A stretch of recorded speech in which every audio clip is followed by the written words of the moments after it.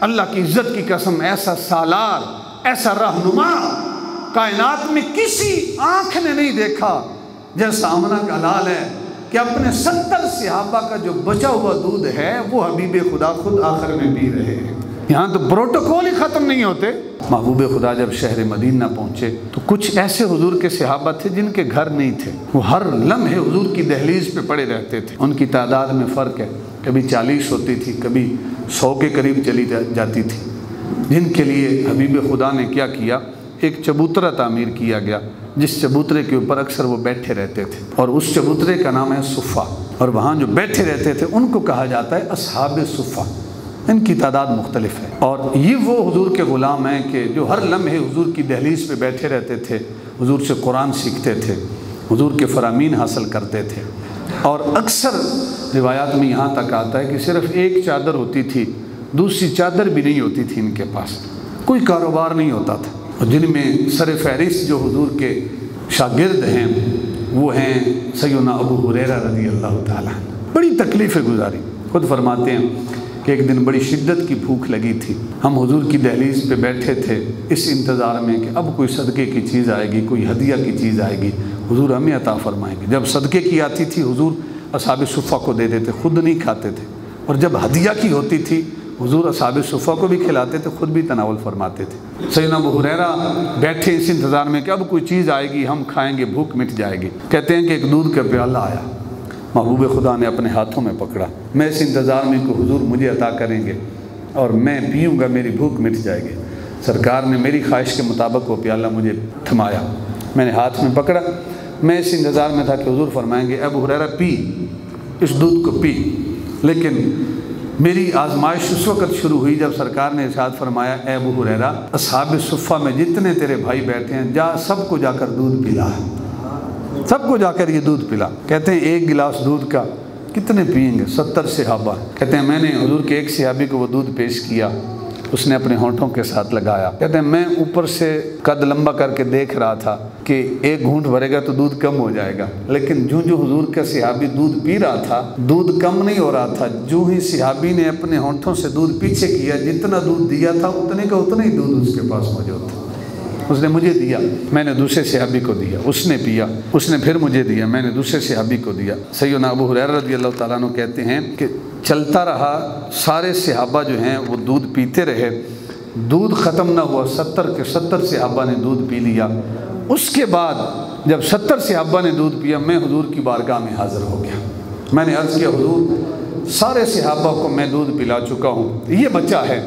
سرکار نے ارشاد فرمایا اے ابو ہریرہ اب تو خود پی، اب تو خود پی۔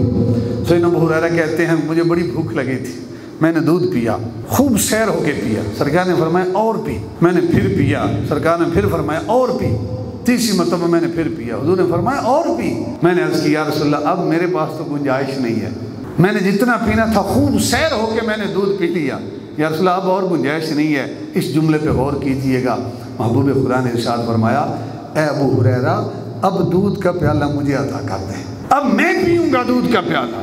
وہ ایسا لیڈر، اللہ کی عزت کی قسم، ایسا سالار، ایسا رہنما کائنات میں کسی آنکھ نے نہیں دیکھا جیسا آمنہ کا لال ہے کہ اپنے 70 صحابہ کا جو بچا ہوا دودھ ہے وہ حبیب خدا خود آخر میں پی رہے ہیں۔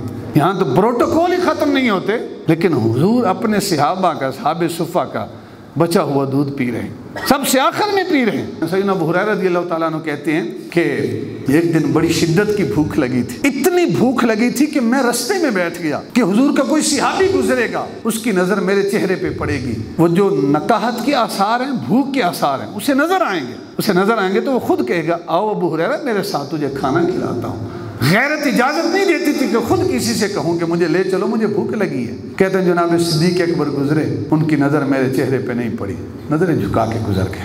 میں پھر پریشان کہ جناب صدیق اکبر کی نظر تو نہیں پڑی، ہو سکتا ہے کسی اور کی نظر پڑ جائے۔ جناب عمر فاروق آئے، وہ آئے تو ان کی نظر بھی نہیں پڑی، وہ بھی گزر گئے۔ کہتے ہیں میری بھوک اور بڑھ رہی تھی کہ کوئی بھی مجھے ساتھ لے جانے والا نہیں ہے۔ تھوڑی دیر گزری تو محبوب خدا تشریف لائے، آمنہ کے لال تشریف لائے، احمد مجتبیٰ تشریف لائے، غم گساروں کے غم گسار تشریف لائے۔ اب حضور تشریف لائے، سرکار نے میری طرف دیکھا تو حضور مسکرائے، اور سرکار نے فرمایا ابو ہریرہ چل تجھے کھانا کھلاتا، آ میرے ساتھ چل تجھے کھانا کھلاتا ہوں۔ تو احباب وقار حضور کی دہلیز پہ جو پڑے رہتے تھے وہ اصحاب صفہ کہلاتے ہیں۔ وہ چبوترا آج بھی موجود ہے، حضور کی یادیں آج بھی وہاں تازہ ہیں۔ اور حضور کے صحابہ کہتے ہیں کہ بعض اوقات یہ اصحاب صفہ کے جو چبوترے والے تھے ان کو اتنی بھوک ہوتی تھی، اتنی تکلیف ہوتی تھی کہ نماز کے دوران کھڑے ہوتے تھے، شدت بھوک کی وجہ سے زمین پہ گر پڑتے تھے۔ جو باہر کے لوگ آتے تھے وہ کہتے تھے یہ مجنون ہیں، دیوانے ہیں، لیکن حبیب خدا ان کے پاس تشریف لاتے تھے، انہیں تسلی دیتے تھے۔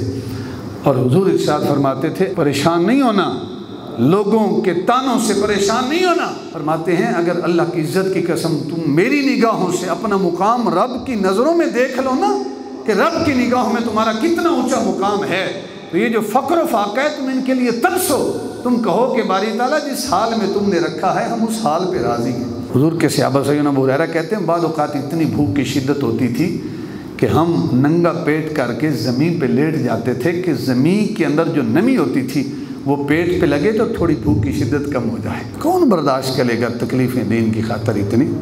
اس کے باوجود وہ لوگ ہیں جو دین پہ کاربند ہیں، جنہوں نے شکوے اور شکایتیں نہیں کی۔ ایک طرف ہم ہیں جن کے پاس نعمتوں کی بوتات ہے، نعمتوں کی ریل بیل ہے۔ شہر مدینہ میں جائیں، اللہ کے شہر میں جائیں، مکہ مکرمہ جائیں، شکایتیں نہ کریں کہ ہمیں یہ نہیں ملا، یہ نہیں ملا، یہ نہیں ملا۔